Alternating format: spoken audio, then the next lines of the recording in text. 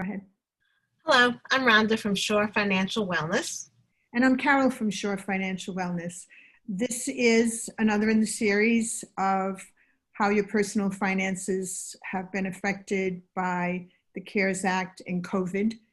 We're talking today about the economic impact payments, or EIP payments, often called a stimulus payment, that the government sent to a number of citizens, $1,200 to individuals, $2,400 to families. Why did the government make this payment in the first place, Rhonda? Well, it was a response to the COVID crisis and so many businesses closing and so much economic activity basically stopping because so many people were out of work, or it was not, the commercial activity just completely dried up. So the government thought that to put like a stimulus in the economy, just actually pay people. And the thinking is that paying people and giving them a bonus check would encourage people to spend that money. And for the most part, when that money came in, there were many more people spending. Right. Now, who qualifies for this payment? So the qualifications are fairly generous. In other words, so typically some of these programs, the qualifications are much stricter, but EIP stimulus, not the case. U.S. citizen, permanent resident, valid Social Security number, not being a dependent of another taxpayer. There are some income requirements, income up to $99,000 for a single taxpayer and $198,000 for joint filers. And what if you think you should have received a payment but you didn't get one? If you have not received a payment, then there could be a number of issues. In other words, it could be the wrong address, or you didn't, the IRS doesn't have a record for you. If you didn't file a tax return for 2018 or 2019, or you had income that was under the threshold where you didn't have to file a tax return, that would be $12,000 for an individual, $24,000 for a couple, then you are considered a non-filer. The IRS doesn't know you. That doesn't mean you're not entitled to a payment.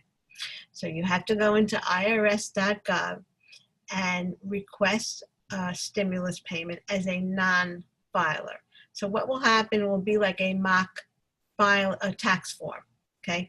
It's just to establish some identity and some record with the Treasury, IRS, and once you apply as a non-filer, you should be getting your stimulus payment. Now, you have until October 15th to do that.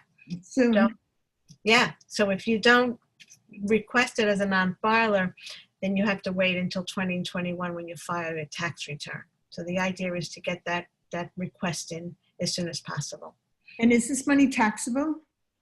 So the stimulus payment is not taxable.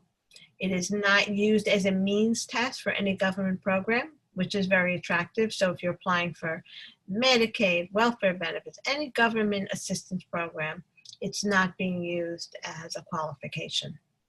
And how does this differ from the unemployment, the enhanced unemployment of $600 per person that a lot of people got from the federal government over and above their state unemployment? Is that taxable? So that is taxable. Unemployment has always been a taxable program because it's replacing wages. And so unemployment is administered by states. In this case, the bonus money was federal money administered by states. Mm-hmm. And so that program started around April and ended in July. But for those people that had received the bonus, the $600, they may not have had tax withholding. And so that will all be taxable for the year 2020. And that could be a surprise to some people because the numbers are fairly high, especially if you were receiving $600 a week for whatever number of weeks.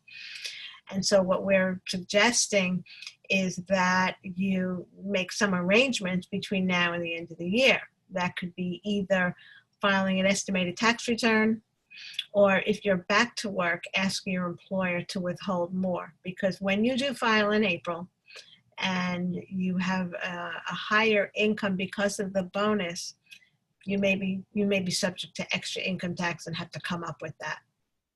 So just to summarize, if it's a individual who got the $1,200 as an EIP payment, stimulus payment, and also received the enhanced unemployment, the stimulus payment, $1,200, is not taxable. Mhm. Employment payments are. Correct. I'm Rhonda. And I'm Carol. I hope this was helpful.